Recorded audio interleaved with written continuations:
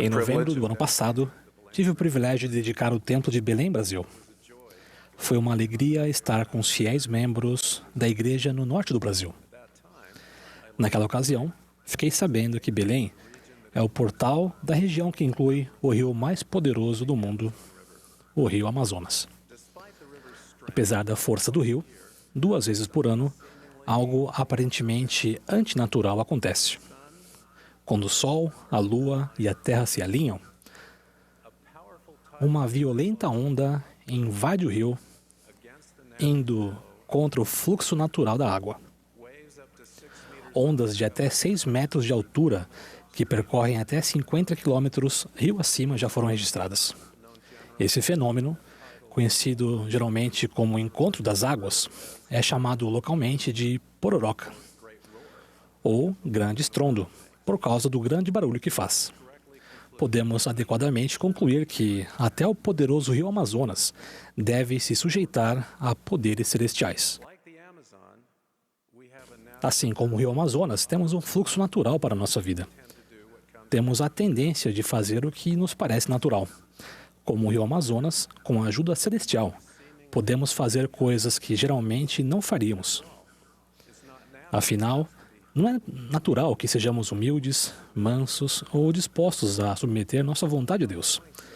Mas somente quando fazemos essas coisas podemos ser transformados, voltar a viver na presença de Deus e alcançar nosso destino eterno. Ao contrário do rio Amazonas, podemos escolher se nos sujeitaremos a poderes celestiais ou se seguiremos o fluxo. Ir contra o fluxo pode ser difícil. Mas quando cedemos ao influxo do Santo Espírito e nos despojamos do homem natural ou da mulher natural, podemos receber o poder transformador do Salvador em nossa vida, o poder de fazer coisas difíceis. O presidente Russell M. Nelson nos ensinou a fazer isso. Ele prometeu: cada pessoa que faz convênios em uma pia batismal e no templo e os guarda, recebe acesso ampliado ao poder de Jesus Cristo, a fim de nos levar para além da influência deste mundo decaído.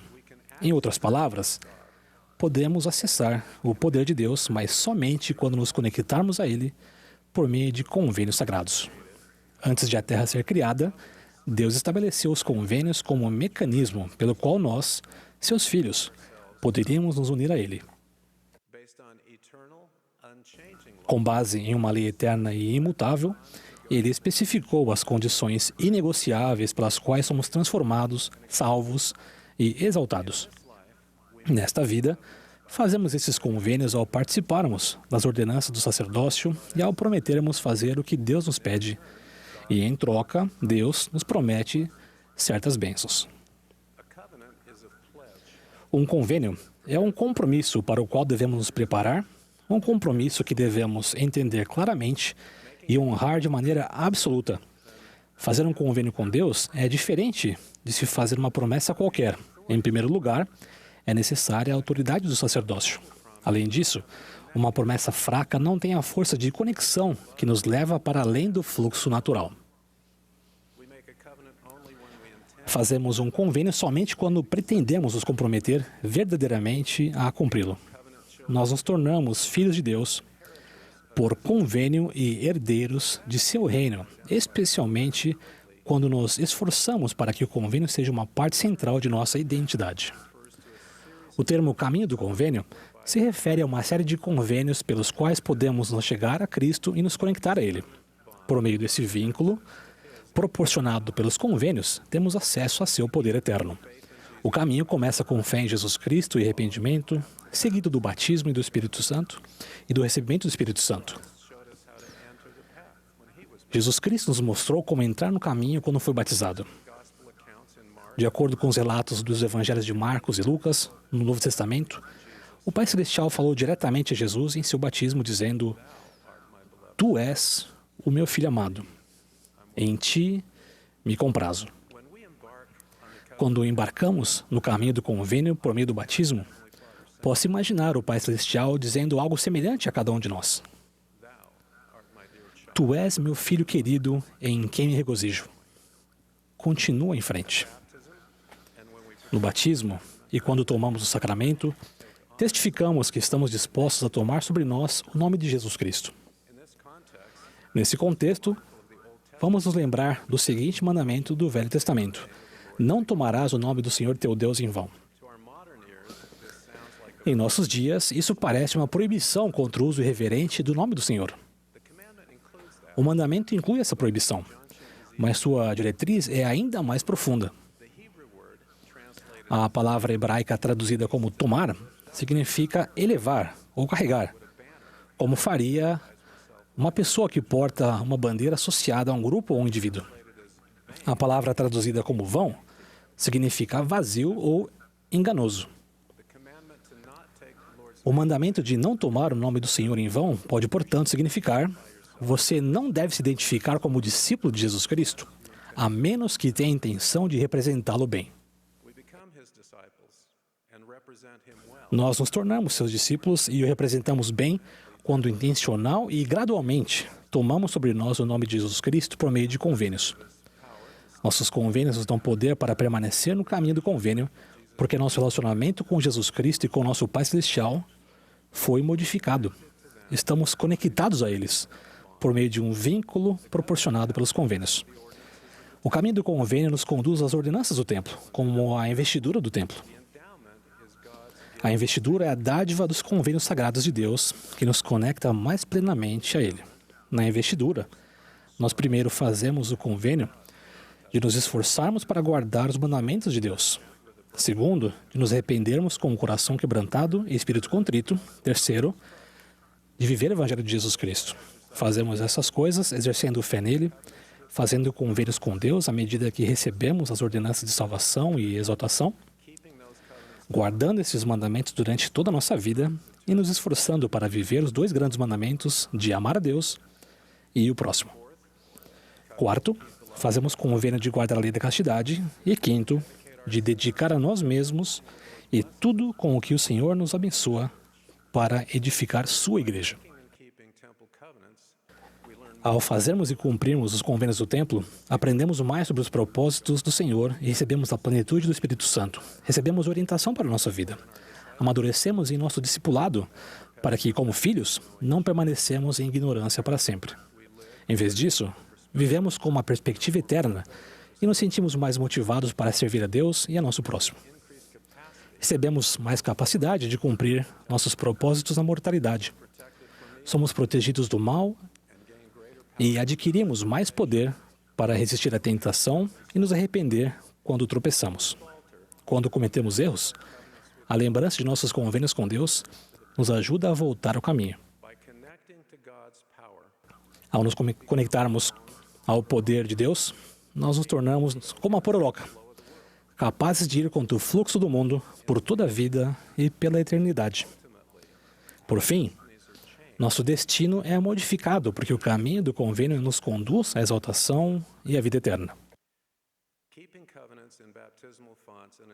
O cumprimento dos convênios feitos na pia batismal e no templo também nos dá forças para resistir às provações e às tristezas da mortalidade. A doutrina associada a esses convênios facilita nosso caminho e proporciona esperança, consolo e paz.